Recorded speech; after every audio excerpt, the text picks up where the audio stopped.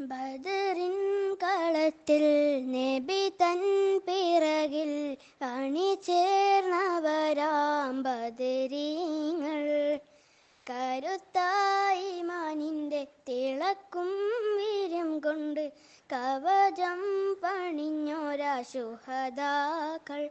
അവരാണേ ബദരീങ്ങൾ, അല്ലാന്റെ മഹാത്മാക്കൾ.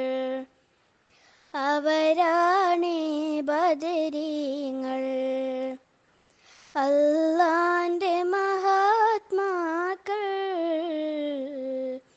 ബദറിൻ കളത്തിൽ നബി തൻ പിറകിൽ അണിചേർന്നവരാം ബദരീങ്ങൾ.